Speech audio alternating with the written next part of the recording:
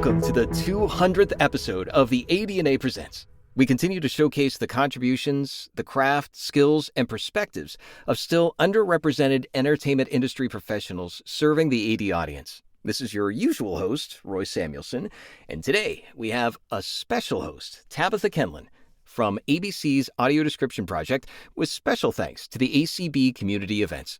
Fern Lullham, Rebecca Odum, and Satauna Howery are on this panel, all of who have been featured on this very ADNA Presents podcast, discussing their experiences in working in multiple aspects of AD in entertainment, particularly film and TV series. I'm honored and thrilled to present this panel to you on our podcast to celebrate 200 episodes. Thanks for listening. The opinions expressed on the ACB Media Network are those of the content providers and should not be viewed as an endorsement of any product or service. Nor does it reflect the views of the American Council of the Blind, its elected officials, or its staff. Hello, everyone, and welcome. Thank you for joining us. I am Tabitha Kenlon, and I coordinate the audio description project for the American Council of the Blind. And this is the very first ADP in Conversation community event. We'll come back and see you again next month. I am joined by three amazing panelists, Satauna Howery, Fern Lullham, and Rebecca Odum. And I also want to let everyone know that today's conversation is being recorded and will be rebroadcast on the ADNA Presents podcast. In case you're wondering, ADNA stands for Audio Description Network Alliance. For its 199 episodes so far, the podcast has supported the ADNA.org's position to showcase the contributions, craft, skills, and perspectives of still underrepresented entertainment industry professionals who serve the AD audience. And this very discussion today marks its 200th episode. And each of us here, I and all three panelists, have been interviewed on the ADNA Presents podcast. So what better way to celebrate than getting together and continuing the conversation? And I also want to send a special thank you to Roy Samuelson, the host of the ADNA Presents podcast and audio legend, for his generous help assembling this fantastic panel today. So we can go ahead and get started. I'm going to ask the panelists to introduce themselves briefly, just, who they are, a little bit about the job description, what they do, and then I have questions. I have lots of questions. So let's start. Satauna, would you like to introduce yourself? Hey, Tabitha, thanks so much for having us here today. I'm Satauna Howery, and I'm a voice actor. So I sit or stand behind a mic, and I read scripts that generally someone else writes. I tend not to do this writing, and they give that to me to tell their story. Or I announce things. I'm the voice of the Tampa airport overhead, the one that tells you not to leave your luggage unattended or where the next train is, things like that. I've done lots of audio description and lots of other stuff. And I've been doing this for, I'm going into my 11th year. Oh, wow. That's great. Thank you. I always feel a little shy when I'm talking to voice talent because I start comparing my voice. I'm like, I really need to work on my voice. It's kind of like going to the gym and seeing someone who's in better shape. Like, I need to make my voice sound better. Thank you, Satauna. Thank you for joining us. Fern, can you tell us a little bit about yourself? Yeah, hi. So I'm Fern Lullham. I always describe myself as a freelance communicator because basically what I do is just all to do with communication. So as well as audio description, I also I do lots of work on radio. So a radio broadcaster, a reporter. I also do public speaking and I deliver disability awareness training. And so in terms of my audio description narration, just like Satauna said, I am the one that is behind the microphone. I let other people do the writing. And I have been lucky enough to do that both for US companies, Canadian companies, and now most recently for companies in the UK as well. And as a blind person myself, it's just amazing to work in this field because I know how much it means from a user's point of view. And so it's just great to be involved firsthand as well, part of the production. Great. Thank you. Thanks for joining us. Thank you. All the way from another country. We're very international. I love that. Okay. And Rebecca. Hi. My name is Rebecca Odum, and I do quality control in this field. And my job is to either review a script and make sure that everything sounds good, like it's clear and concise, or to listen to an audio description track and review it and look for listen for misspoken words and line stepping, things like that. Great. Thank you. Thank you again, all, for being here. I'm really interested in learning more about this. I've been at this job coordinating the audio description project for less than a year. So I am still learning. And, a great thing to do is to talk to people who are professionals in the field to get all of the behind the mic action. So I'm going to start asking you questions, and it's to me a conversation. So I'll call on people, but feel free to chime in if you have something particularly exciting to say. So you've told us a little about yourself there in the quick introductions. So now we'll slow down a little bit and give you a chance to share a bit more about what you do, maybe what a typical day is like. And maybe if you want to back up and tell us a little bit about how you got interested, how you got where you are, anything along those lines would work. Let's start in the middle. Fern, can we start with you?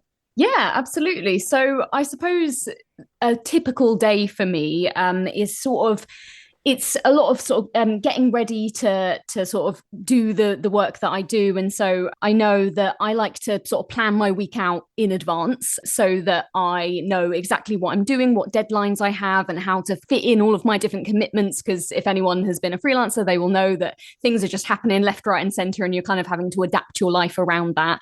And so in terms of the day-to-day tasks, I will usually kind of get up in the morning, see what I need to be doing that day, what scripts that I'm working on, and I will usually prepare my voice. So I'll have something like a nice green apple or some water or something to just, clear out my voice and make it sound as good as possible. Tabitha, you don't need to worry too much about comparing yourself, because I always worry about what my voice sounds like, even though I am a voice actor. So it never stops. I do have to ask. I'm sorry, a green apple?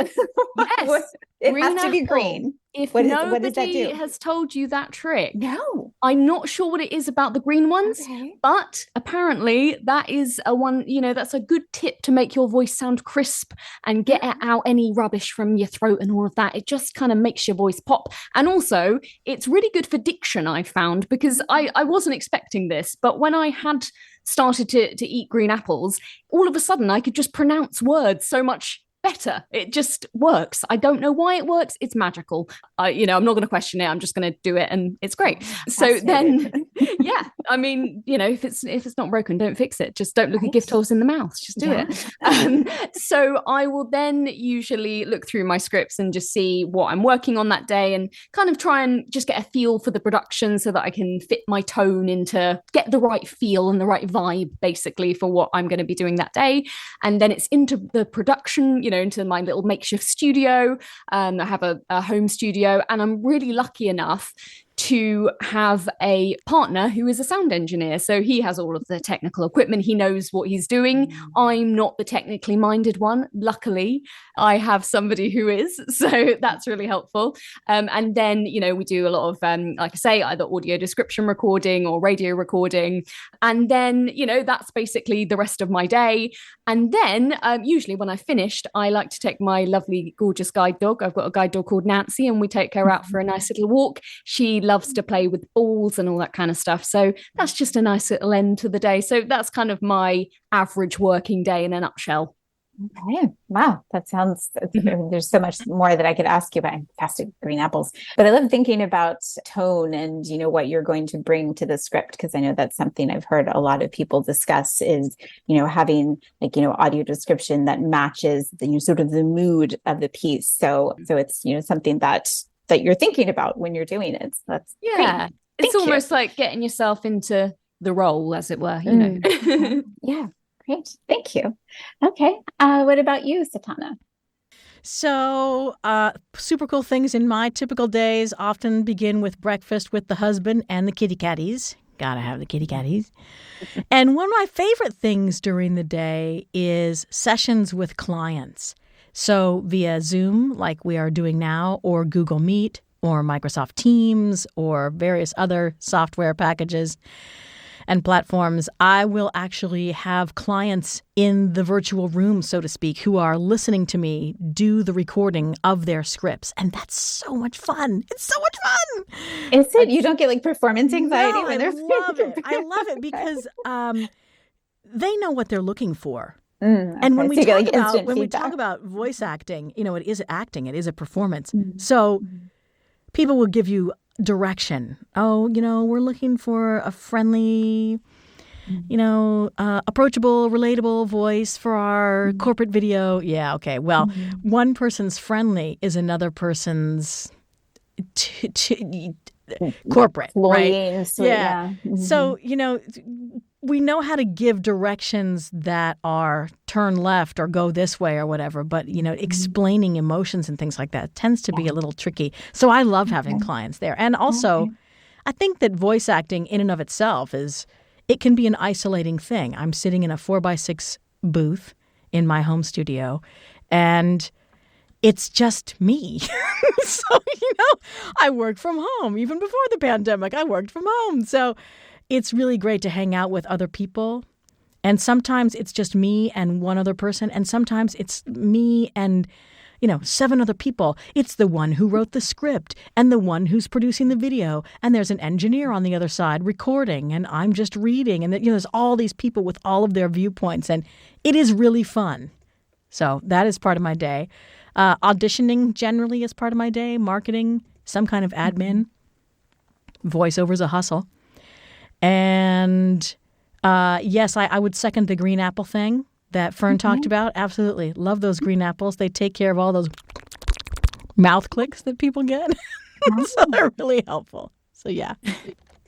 I'm fascinated by this. Yeah, we have to go to the grocery store and stock up on Tabitha, green it's apples. not just me. No, I believed you. Yeah. I mean, I have a master's degree in theater, so you know, there are plenty of little weird tricks of the trade that are floating around, all sorts of. Well, see, when you're in theater, when you're behind the mic, you're really up close and personal. And when you're in theater, you know, you're kind of on a stage and nobody hears them. Yeah. So. Yeah. I want to know the theater hacks now, though. Oh, well, we'll have to schedule another call for that. I'll have to dust off my notes. It's been a while since I did it, but yeah, it was fun. Okay, Rebecca, give us a different perspective from the quality side of things. Yes. So a typical day for me is when I get a project, I'm usually either sent a script and the movie or TV show without the AD. And I go through the script. And like I said in my introduction, I make sure that there's no confusing description, no awkward phrasing, no character names that have been put in wrong. Like if there's a character name that's in the script, but it's supposed to be another character's name. Or I get sent the audio description track, like the whole, like mixed and everything, like the movie or TV show with everything, the AD track mixed in. And I go through and I listen and I re-listen to it, and I listen for the same things as I do when I am doing a script, like awkward phrasing, wrong character names. But I also, when I'm listening to an AD track, I listen for line stepping or issues with the mix. Like if the music of the show is overpowering the AD, or if the AD is too loud. So that's a typical day for me. Wow. Well, I know these are all things that I've been introduced to since I've had this job, and have heard what they love about audio description and what drives them up a wall. And I know that the sound issues of, like, you know, the music is too loud and the audio description is too quiet, that drives people absolutely crazy. And I know that once I watched an episode of a TV show, and the the audio description didn't give the name of the character, until it was said, by another character. So I'm like, okay. And he was just referred to her as the brunette. But then later, after she had already been identified, he again referred to her as the brunette. And I was just like, wait a minute. Yeah. So they needed you, Rebecca. Because I would have been like, okay, you can say the name here. You don't have to keep calling her the brunette, because that gets so annoying. Yeah. That is so annoying to listen to like a character being referred to as the brunette for 30 minutes. Mm-hmm.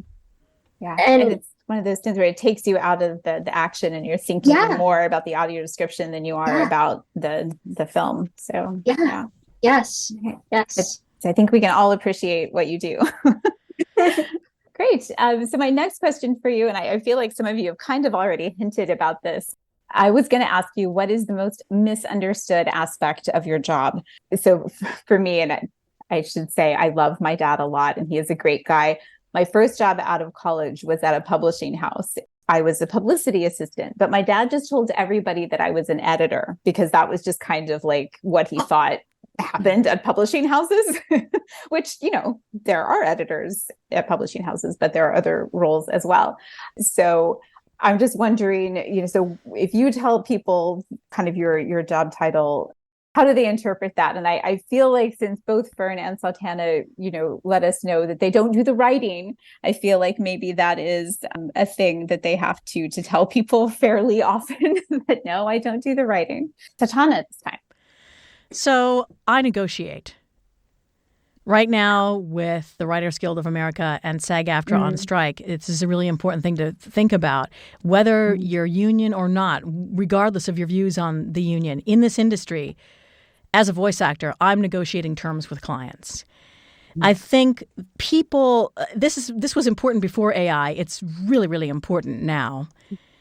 People think about voice acting and they think, oh, freelance, it's cool. Wow, you're like your own boss and everything. And yeah, I am, which is great. But it's not like Uber or Instacart, where you sign into a platform and you know what the job's going to be. And if they send you to pick somebody up, most of the time you're going to pick somebody up, unless the job is canceled or something like that. But the terms are consistent. Everything is kind of consistent. You know what you're doing. With voiceover, I am licensing my asset, which is my voice. And so there's usage considerations. How long are you using this performance? What are you using it for? How big is your audience? Is this going to be a paid usage, like the pre-roll ads that you see when you click on YouTube, or social media ads that are paid for to sell something? Or is this just an internal corporate thing that you're going to show to your employees for training purposes? And all of those things factor in. So it really is a negotiation, and I think that people forget that, and that's a skill. It's a skill I feel like I get better at all the time. I'm constantly learning and growing in it, and it's a really important piece. Yeah. Oh, that's really interesting. Yeah, I think you're right. Like, people hear freelance and they think, wild and crazy and fun and set your own schedule and flexibility. But it's an entrepreneur. You have to have a business head about it. Yeah. So, yeah, great. Thank you, Rebecca. What about you? What don't people understand about your job? When I tell people what I'm doing, a lot of the time I have to explain what audio description is. Yeah. Right. And then I explain what I do. And sometimes people are like, oh, so you just sit around and watch TV and movies all day? Like, no. No. I'm working just as hard as the writers, the narrators, the sound engineers. I go through a script or listen to an AD track, and I listen to it over and over and over again. So a 1 hour show could take me 2.5 hours to 3 hours. Wow. It's not just, oh, I'm done in an hour. I'm very thorough. So no, I don't just sit around and watch TV all day. Right. Yeah, because you do have to have that, that sort of critical part of Yeah. your brain turned on, because you Yes. have to notice things that other people wouldn't notice. Like Yeah. most people would notice a really obvious mistake where, like a character and the audio voice are talking at the exact same time. Yeah. But you have to notice if there's just, a little overlap, or if there are inconsistencies and stuff like that. So you have to be paying attention. Yeah. And it's very, very hard to turn off my QC brain when I'm just watching TV for fun. Because I'm like, oh, wait, I would have said that like this. Or, oh, wait, the AD is not mixed properly here.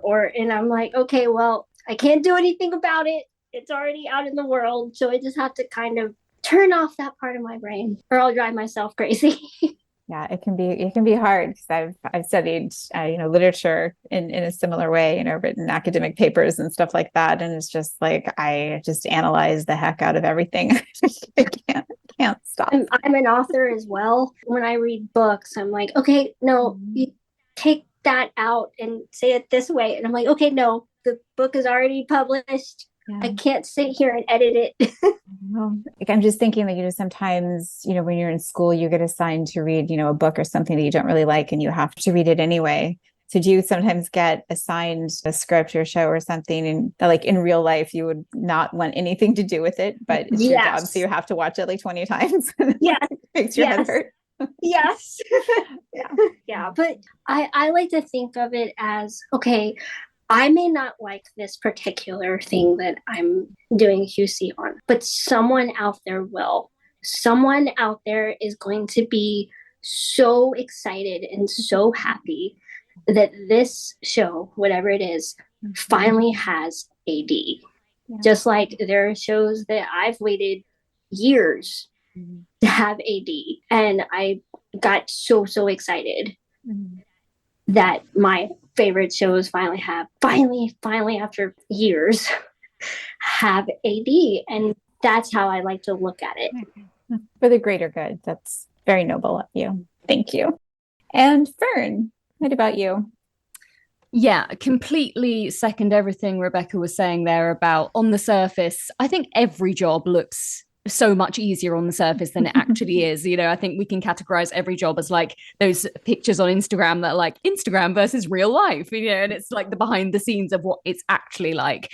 I would say that I have to give massive props to Josh, my partner, who does the technical stuff, because I think one thing that people don't understand about audio description is that for a lot of different companies, or for, different networks, depending on what you're working on, all of the software and the systems that you use are completely different. And that means that you have to have really good quality kit that can deal with all of these different things. But it also means you have to be willing to learn lots of different systems to fit in with different things. And I guess it sort of seconds what Satauna was saying about you really have to be adaptable, and flexible to what people want from you.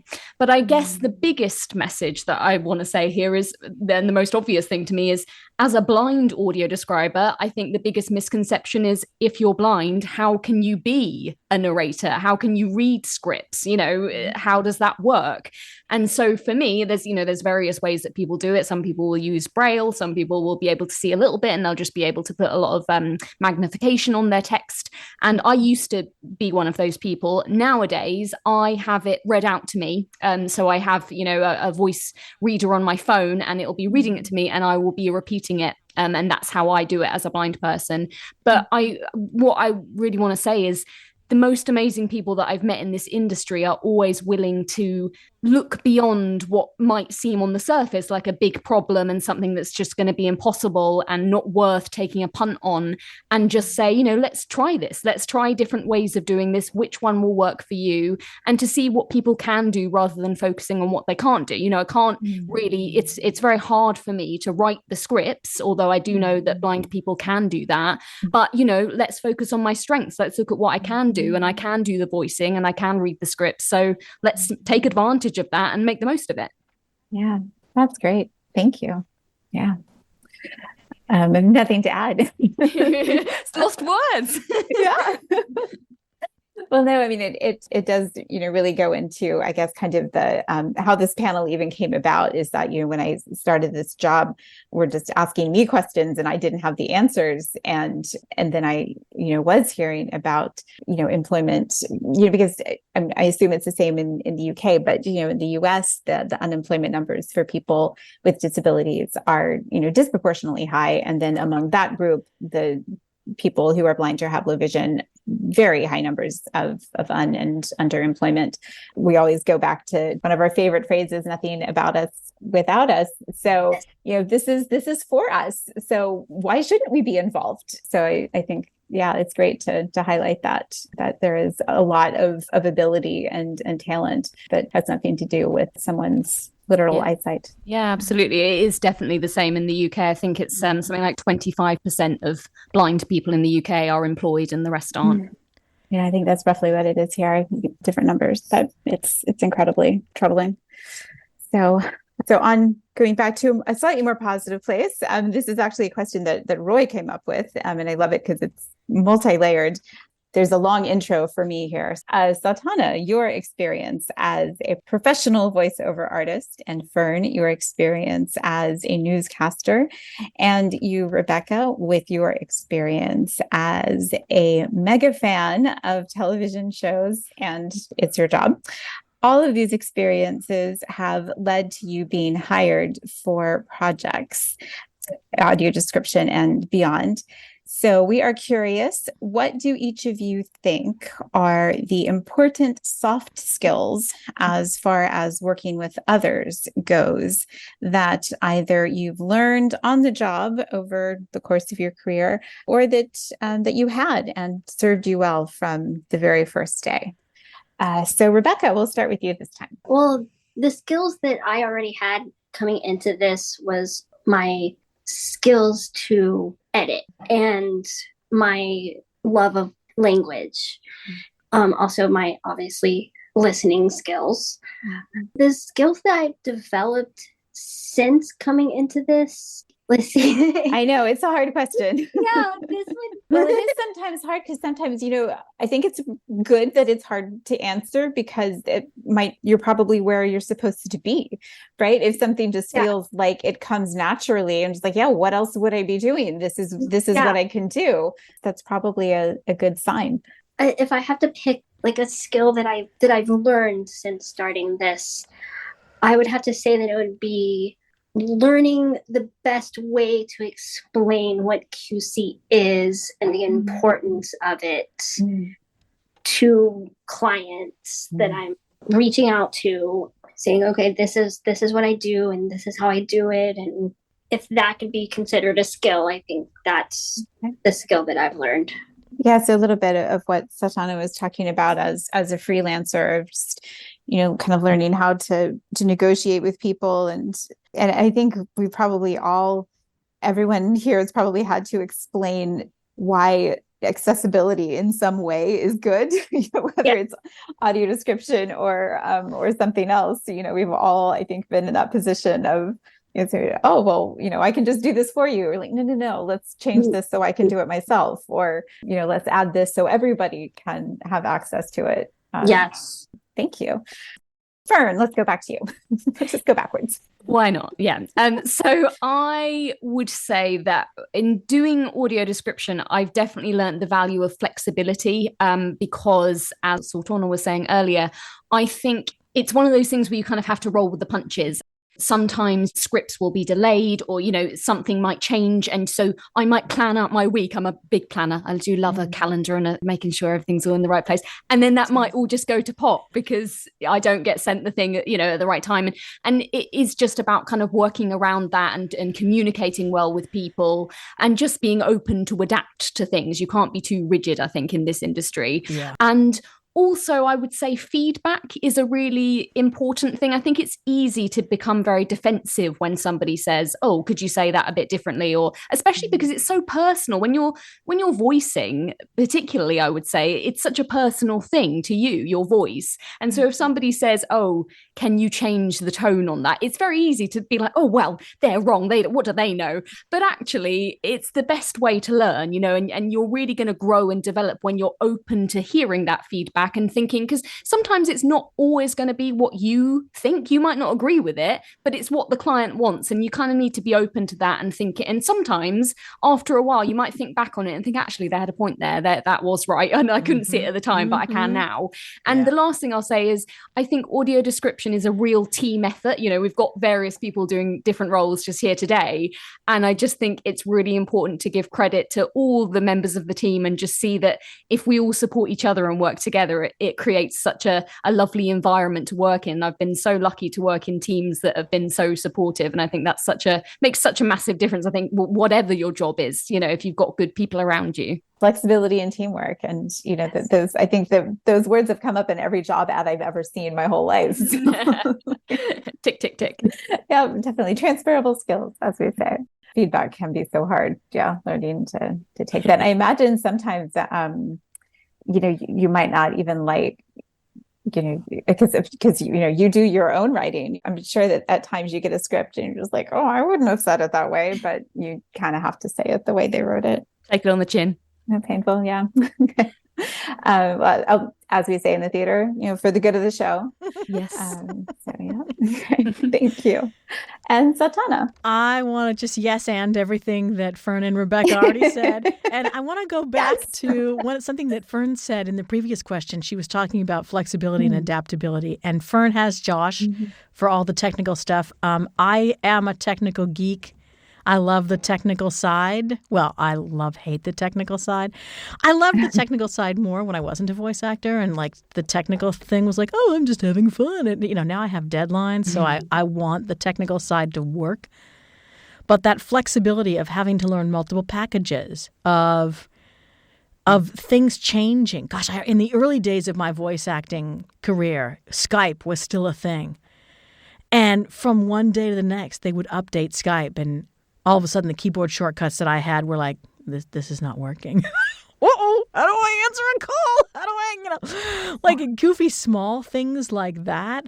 So I think particularly as a person who's blind, you do have to be really flexible and build in time for that and time to review a script. You know, AD scripts, for example, audio description scripts, sometimes come in an Excel spreadsheet. What? Sometimes they just come in a big Word document. Yep. You know, so like there's different ways that you give your scripts. Fern was talking about sort of that ear, brain, mouth way that she does voiceover, listening to what the phone is saying and then repeating it back with interpretation. And I'm a Braille user, so I'm the hand, brain, mouth. Normally in the voiceover, we talk about sort of that eye, brain, mouth coordination. You see it in whatever way you see it, hear it, and then your brain interprets it, and then your mouth spits it out. And that is a thing. I just wanted to go back and say that the Braille, yay, the Braille, for the Braille. For me, I love the Braille. The Braille and technology have been huge, huge things that I had before I came into this that have really been helpful. That technical troubleshooting side of me has really been helpful. Everything they said about feedback has really been helpful. So, yeah. And then, of course, just growing some of the skills I've gotten really good at. One in particular is saying no. That's an interesting one. Like saying no is actually saying yes, like understanding what your limits are and what lines you're not willing to cross and sort of detaching yourself from, oh, I really want this job, but it's okay if I don't get it. Either because you weren't selected as the right voice for that project or because they selected you, but their rates are atrocious and you know what it's really going to take to get it done and you're not willing to do it. You know, for whatever reason, it's a skill to say no and be clear about what your limits are.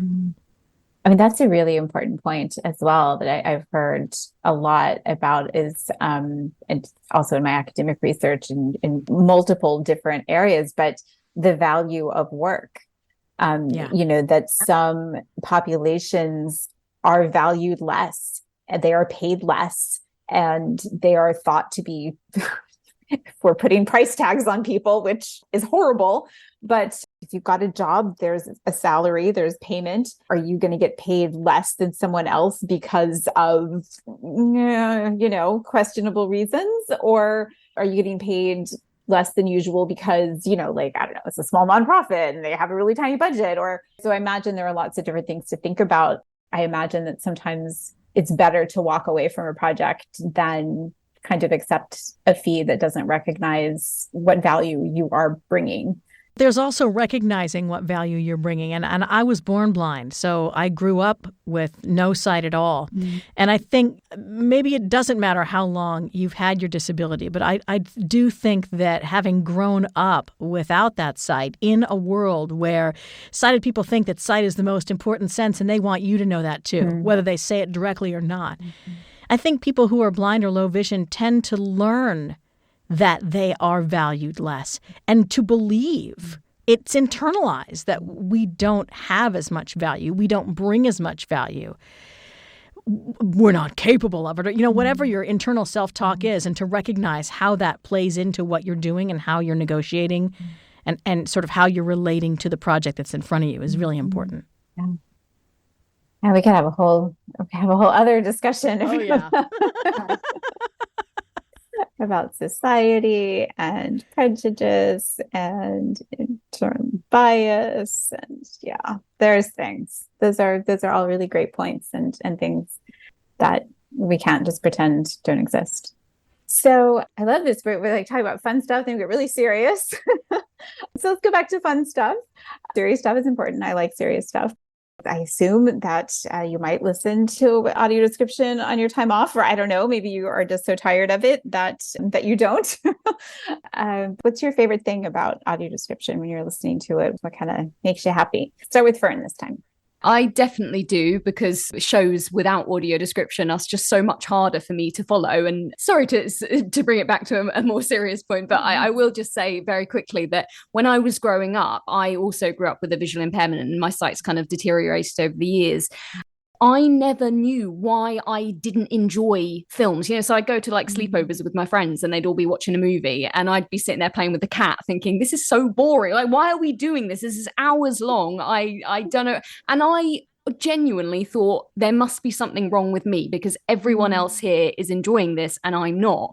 And it was only when I discovered audio description that I realized that actually it wasn't me at all, because I'd just been missing out on the majority, like so much. You don't realize how much you're missing until you hear it, basically. Yeah. And it was a huge moment for me where I just kind of realized, oh, this isn't me. It's actually just this wasn't accessible to me. So yeah, I love audio description. It means so much to me. And I think you can say a lot in a very little amount of words. Yes. So I think sometimes with that, with what I've just been saying about sometimes you don't know what's going on and being able to follow something, I think sometimes literally it can be like a one-word thing or just a couple of words that completely explains the whole situation. You're, oh, okay, that's it. So I think, sometimes we're just a well-placed word or phrase that can really just clear everything up for you. If someone's talking about something and you can't see what the thing is that they're talking about, if they just say that, then you're like, oh, okay, great. And I'm with everyone else again. I know what I'm doing. And then I think the other thing is, I know there's different opinions about this, but I quite like a fun sort of quirky delivery, depending on obviously what you're watching. But I watch a lot of sort of comedy shows and things like that. And I quite like where there's a bit of tongue in cheek, sort of like, oh my God, what are they doing? So, like almost like you're watching with a friend, because it feels less like audio description and more like you're just watching a fun thing, and it kind of matches the tone of the show, and it's just really enjoyable. And also, of course, I've got to say humans rather than robots all the time. Yeah, Satauna, do you want to go next? I was thinking Rebecca was going to talk all about stuff, and okay, yes. I'm going to let Rebecca have the last word before we open for audience questions. Yeah. Well, let me leave some cool things, because I can imagine some great things that she's going to say. I like space. Fern is absolutely right. Sometimes it doesn't take a lot of words, Writing that doesn't patronize. Please stop telling me that the character hung up the phone when the sound design that the sound designers in the show created, the Foley, is really clear that they've just slammed down the phone. I don't need somebody explaining it. Attribution. I want to know who wrote it, who voiced it, who produced it. If there's time to tell me, you're listening to the SAP channel, and if you want to return to regular programming, then you should turn it off. Then there is time to tell me who is responsible for the description. So yeah, there's that. And then I really, like Fern, I want someone who's in the story. So casting that makes sense. There's this show that I just can't watch because the person reading it also wrote it, which should never really happen without Rebecca in between doing some quality control. And this person's sort of this older gentleman, and the two protagonists in the show are like a teenage girl and her mother. And I'm just like, you do not belong here, dude. You do not belong here. Please stop talking. Yeah, that sounds painful. So yeah, really great casting, I think, is important, and it is, like Fern said earlier, it is a team effort, and we don't have enough Rebeccas doing the work that she's doing. So there you go. Thank you. Okay, Rebecca, no pressure.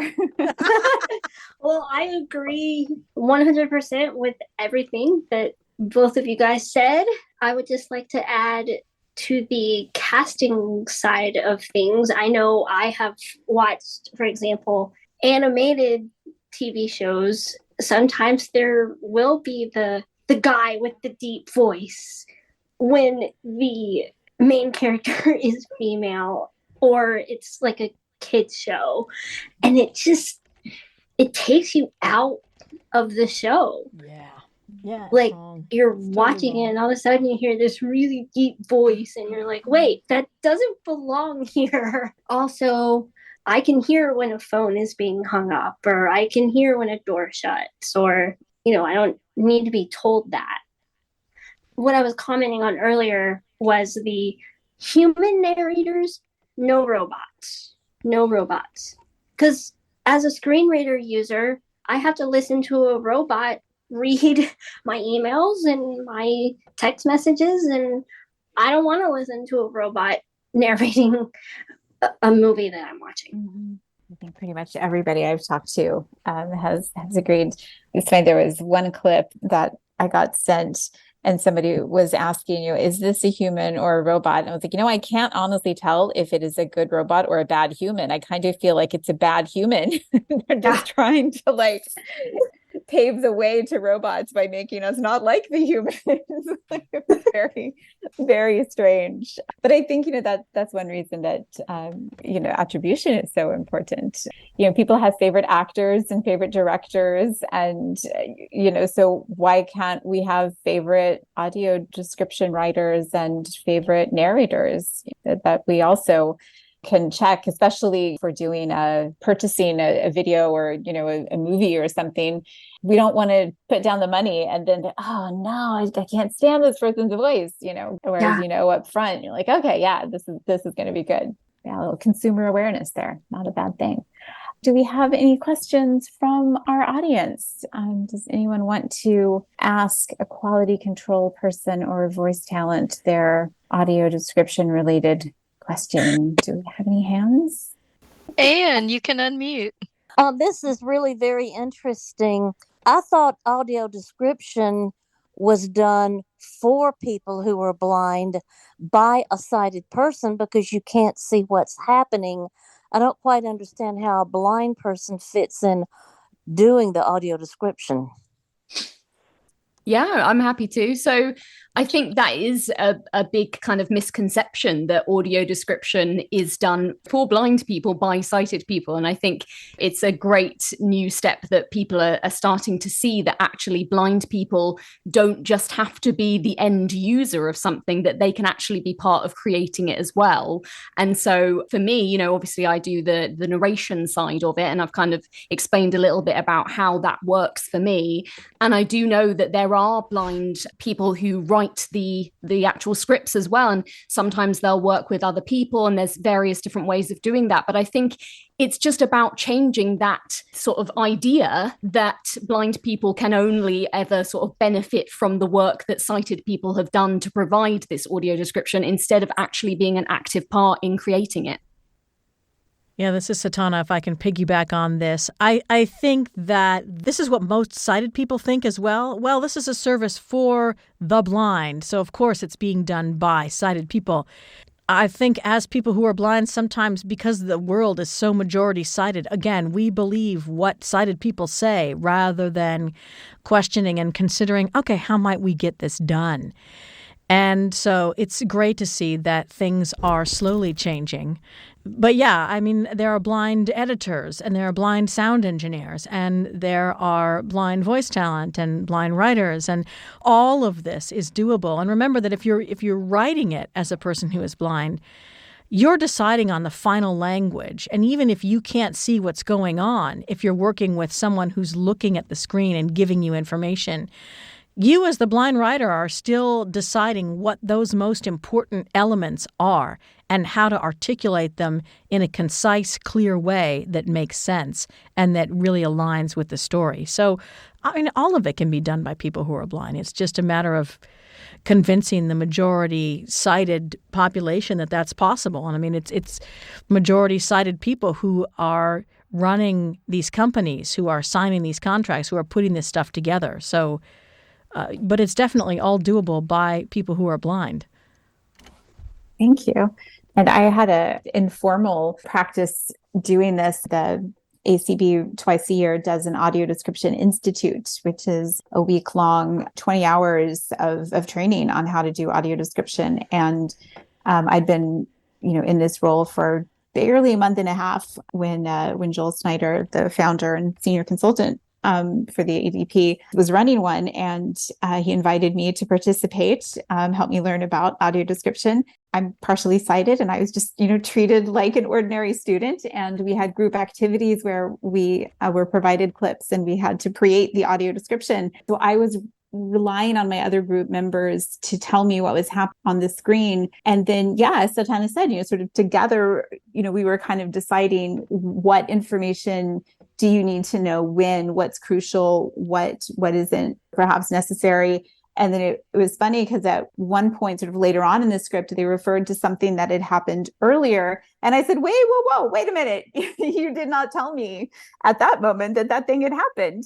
And they were like, oh, yeah, because they were just taking for granted what their eyes had told them. And they weren't even consciously putting it all into the audio description script. I think our script was that much stronger because they had me there asking questions as we went. And then, I also had fun working with them on the language, on the writing. I do have a writing background, and, I turned into a human thesaurus, and we're trying to decide, is this person walking or tiptoeing or sprinting or running or crouching or strolling, or, just what kind of one word can we use to describe the way that they're, moving from one position to another. So, and then obviously we've got Fern and Satauna and Rebecca to show us professional involvement at every stage. So great. Thank you. But excellent question. Thank you for giving us a chance to clarify that. Okay. Any other hands? Kim is up next. So I just wanted to thank you to all the people involved in this. I was born blind, not totally, but I used to be able to see a lot more of what was going on the screen. One of my favorite shows is Big Bang Theory. I finally found a cable channel that does have audio script for that. And I wasn't getting a lot of it. And one of my sisters told me, well, Kim, with that show, it's hard because a lot of the humor is the looks that the characters give each other. Like the look that says, huh, really? Seriously? So I like it when audio description says that somebody is scowling at somebody, or somebody, because when half of the humor comes from the totally visual things that don't have audio to back it up, then you need to know what the character's doing. And I'm really glad to hear that blind people have a part and that they have people who will tell them what's going on the screen. Obviously, at some point, if you're total, you need that. But then you could take your experience and what would I want to know watching this? Yeah. Another just encouraging thing I would say is, when you're watching TV for fun, turn off your internal editor. tell them to go to sleep. Thank you for what you do. Thank you very much for that. And I think that's a great note for us to end on, because I too would like to thank Fern and Rebecca and Satauna for everything that they do and for being here today to tell us about what they do. If you have never heard of the Audio Description Project before, it is something that ACB does. And you can find out more on our website, adp.acb.org. And if you are really super into audio description, you will be looking forward to the Audio Description Awards Gala that we will be airing on November 14th at 7:30 p.m. Eastern, in which we recognize outstanding achievements in audio description by media companies. And we have a combination of presenters, some who are sighted and some who are blind or have low vision. And, everyone is involved in media and creation of amazing content in some way. So I guess that's it. Any final thoughts from any of our panelists? Just thank you so much for having us. It's been an amazing, time to be able to talk about this stuff. I just think audio description is such a wonderful example of inclusion in such a beautiful way that disabled and non-disabled people can work together. And that means a lot to me. Yeah, that's a beautiful way of putting it. Thank you. Agreed. Thanks for having us for the inaugural panel. Yes. Yes. This was awesome. Well, good. I had so much fun. I am glad that you guys came along and had fun too. Hope we were popular enough and we can come back and talk to some more people, because believe it or not, there are more than 3 people working in in audio description. So I want to talk to as many people as we can to hear the different voices and experiences and keep learning about how audio description is made. Yeah, what a great difference it makes in people's lives, professionally and personally. So I will go ahead and officially close. Thank you so much, everyone. And as I'm part of the Advocacy and Governmental Affairs Department in ACB, so while I'm not technically contractually obligated to say it, I feel like I should take the opportunity to say, keep advocating. Excellent. Thank you. Have a great day. Thanks, everyone. Thanks to our hosts. Thank you.